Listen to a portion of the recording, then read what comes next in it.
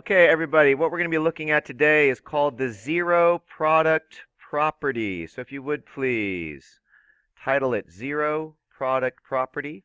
Please write this equation down. I'm going to write it a little bit bigger right here. I'm going to put open parentheses, x minus 4, close parentheses, open parentheses, negative 5x plus 1. We're saying this equals a 0. Now, you guys should all recognize this form as factored form. Now, I'm going to highlight these in two different colors. Here we have a factor, and right here we have a factor. Now, one of these is very, very, very easy to find what's called the 0. All right? So what number would you have to plug in to this particular factor to make it equal to 0? Positive 4. So that's one of our answers is positive 4. Now the other one's a little bit trickier, all right? What are we probably going to have to do? We're going to have to set this equal to 0. So let's take this right here and let it set it equal to 0. Now there's more than one way to solve this. You got to get all the x's on one side and all the numbers on the other. So some people might subtract 1 from both sides and divide everything by negative 5, but I'm actually on this one, I'm going to add a 5x to this side. I'm going to add a 5x to this side, and that gets me 1 equals 5x. So when I divide both sides by 5, these cancel out. I'm left with 1/5.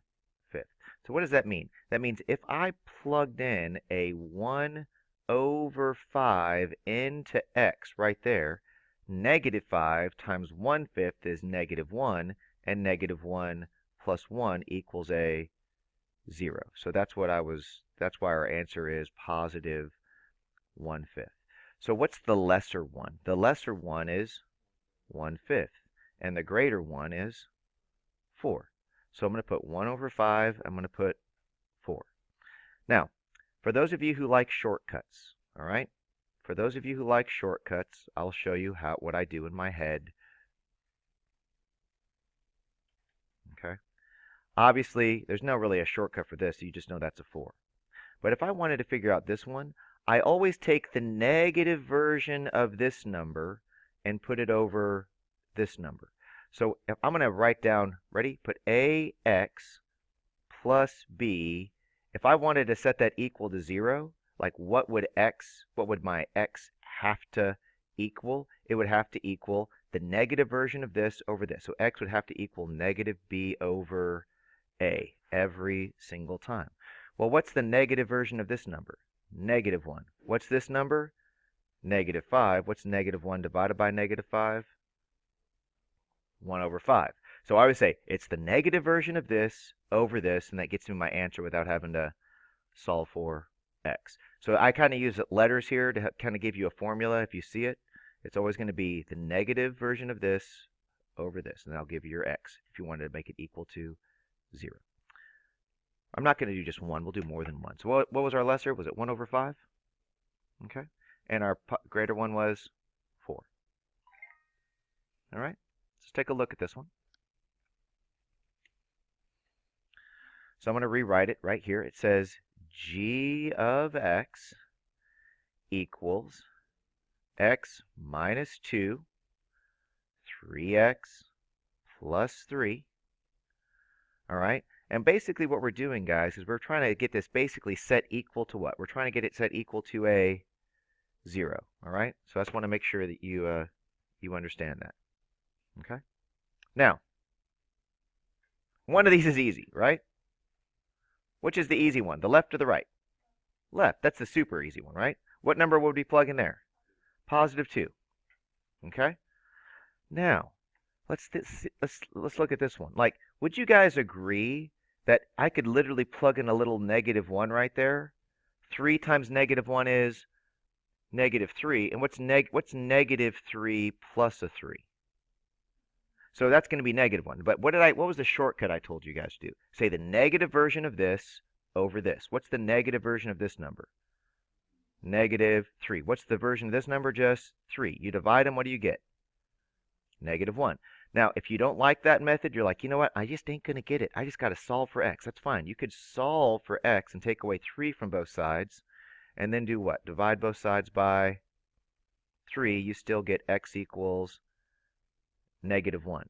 So what's my lesser? My lesser is -1, and my greater is +2.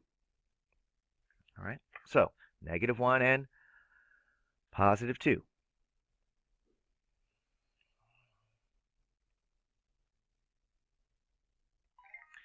All right, so I'm probably going to regret this, but listen up. Obviously, you're going to have to know how to do this without a graphing calculator, okay? But if you have Desmos, I'm probably going to regret this, but oh well. All right. Here's a way to check your work, okay? Not do the work for you, but check your work. Ready? If I put it x minus 2, and I put 3x plus 3, can you clearly see that the lesser is -1 and the greater is 2? All right? All right, but hey, not every single test you're going to be taking, like an SAT, TSI, are you going to be allowed to use Desmos. So don't let this be a crutch. Let it be something that helps you check your answer, not does the work for you. Does it make sense? All right. So please, I'm showing you this so that you can check your work, but see if you can do it without that. Does anybody? Do you guys want more of this, or you guys got this pretty much? Is that good enough to move forward? All right. So I'm going to go over here where it says graph. Okay. We're going to go over here where it says graph. Now, if you would please, all right, what I'd like you to do is I would like you guys to write the equation. We're going to show you guys how to do this by hand, all right, and see if this makes sense to y'all, okay? So if you would please just write the equation out. And I want us to find the zeros because that's going to be the most important thing. We're going to find the zeros. Also, by the way, also known as the roots. Sometimes they use the word solutions, and sometimes they use the word x-intercepts, but they all mean the same thing, okay? So what number would I plug in here, and what number would I plug in there to make it equal to 0? Yeah, okay, so listen up. What I want you guys to understand is one of your zeros is what? -6, 0. What's another 0? -4, 0. So when you guys are using the graph, what do we got to make sure happens? One of those points better hit what? Right there, and one of them better hit right there, correct? Okay. Now this is the trick. Check this out. If you find your zeros, what do we know always passes perfectly down the middle between our zeros? The axis of symmetry, right? So I know my axis of symmetry is at x equals -5. So the x coordinate of my vertex has to be -5, comma, something. So for those of you like, what are you doing? What did I find? I found my zeros. I plotted my zeros. I know my axis of symmetry is perfectly what? Down the middle, so I know my x coordinate for my vertex. So what am I going to do now? See if this makes sense to y'all. Because I hope it does, because this is how you could do it by hand. So check this out. Here was our original equation, right? X plus 6 and x plus 4. But what if I plugged in the x coordinate for my vertex? What is the x coordinate? Negative. Now let's plug it in. Right here. Plug it in. So let's see what we get. Ready?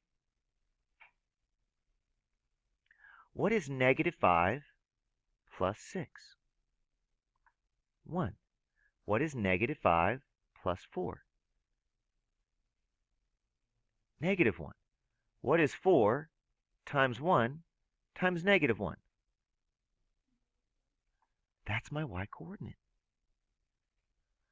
I want you, hey, when you guys are doing this by hand, I want you to type in, you got to find the vertex. So guys, you have to locate. Ready? You have to locate. We located the vertex. I'll just put locate. There we go. We have to locate the vertex. Now, how do we locate the vertex? We had to do, what was the first thing we had to do? We had to find the axis of symmetry, because the axis of symmetry always, always, always passes through the vertex. So my vertex is going to be 1, 2, 3. It's going to be right there. Okay? So we found our vertex. I don't care which point you use. You can use -6, 0, or -4, 0. So watch what I do here. Here we go. Go into the widgets, the widget tools. Here we go. What am I going to put this one at? -5 and -4. What I'm going to put here? I could put this one here, or I don't care where you put it, one or the other, doesn't matter. What's the most important point? Making sure you plot your vertex correctly. All right? Now, yes, could you type it into Desmos? Yes, watch. 4. I have students chuckling. That's what I'm going to do. All right, not going to call anybody out here. All right, x plus 6, x plus 4. Hey, look there. Ding, ding, ding, woohoo. But what I want you guys to try to do is what? Find your zeros, find your axis of symmetry, and what do I do with this number right here? Take that number and do what with it? Plug it in here and plug it in right there. That's the strategy. So I'm going to do one more and that's it. Okay? One more, that's it. All right, so here's the graph. I'm kind of glad this is a little bit more awkward right here. It's not as clear to some students when you're trying to figure out the zeros because it's almost too basic. Sometimes things are like so basic, you're like, what? So like think about it this way. What number would I plug in there to make it equal to 0? That's pretty easy, right? That's what? A positive 2.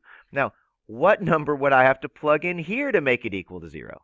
0. So that's the part, like, so those are our two zeros. So one of them is going to be at what? 0, 0. Where's my other 0 going to be at? 2, 0. So what's going to be my axis of symmetry? What's perfectly between a 0 and a 2? 1. So this is what I want you guys to do. I'll do it right over here in your journal.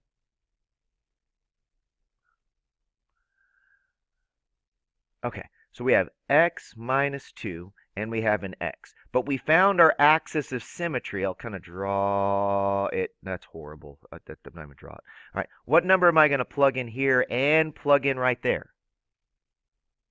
What number do we have to plug in? Anybody remember? We have 1, our axis of symmetry. So what does it look like? -6, 1 minus 2, and a 1. -6. 1 minus 2 is -1. 1 is just a 1. We multiply them all together, and what do we get? +6. There we go. +6. So listen up.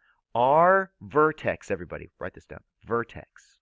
Our vertex is at the ordered pair 1, 6. Because remember, that represented the axis of symmetry.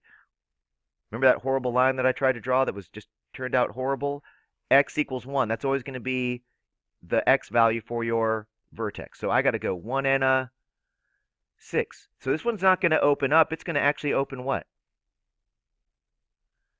It's going to open down. Why is it going to open down? Because there's a negative outside here, guys. There's a negative. So when we plot this, I got to put 1 at 1 and a 6 and take the other one, put it at a 2 or put it at a 0. I don't care where you put it, just one or the other. You could do eeny, meeny, miny, mo if you want to. Catch a tiger by its toe. Okay? All right. You know what? I think I'll do one more because we have a fraction, and we'll call it a day. Now, if you're good to go, if you think you got it, if you're in my class right now, you do not have to pay attention to me. I'm doing one more because there's a fraction, but I'm going to do the exact same process. Here we go. Y equals -3/8, parentheses, parentheses, parentheses, parentheses, x plus 5, x minus 3. I know what my zeros are. I know what they are. One of my zeros is at a -5. One of them is at a 3. So I'm going to put -5. Put a +3. Oh, man. What's perfectly in between a -5 and a +3? Well, you know what you can do? Remember we talked about this yesterday? We can add them suckers together, right? And divide by divide by 2. So what's negative 5 plus 3? That's negative 2. Negative 2 over 2 is negative 1. So what is my axis of symmetry here? It's at what? X equals negative 1. Okay, perfect. So all I got to do now is do this. I know my vertex now. My vertex is going to be at negative 1 comma, we're going to find out. Negative 3/8, parentheses, parentheses, parentheses, parentheses. Right here, instead of x plus 5, what am I going to plug in? I'm going to plug in negative 1 plus 5. Okay? And then instead of x minus 3, I'm going to put negative 1 minus 3. Whew. Always important to plug in the right number. Negative 1 plus 5 is 4. Negative 1 minus 3 is negative 4. And we just got to multiply these together. Now, a negative times a negative equals a positive, right? Okay?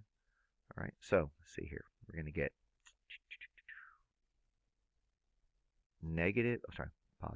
positive 3/8 times a 16. Now, you could do this two different ways, because a negative times negative equals a positive. You could do 3 times 16, which is 48, and divide that by 8 and get a 6, or you could do it the way I like to do it. 8 goes into 16, a total of 2 times. 3 times 2 is still 6. So what's my vertex? Negative 1 and a 6. So now I have my vertex. So I got negative 1 and 6. And then I just have to choose one of my two zeros, either at a negative 5 or a 3. That's it. All right, so negative 1 and a 6, and I got to put it at a 3. And so look, if one's at 3, one's at negative 5. So it doesn't matter which way you do it, however you want to dance. Just make sure one of them's at 3 and one of them's at a negative 5, and nailed it. Good luck. That's all you got to do.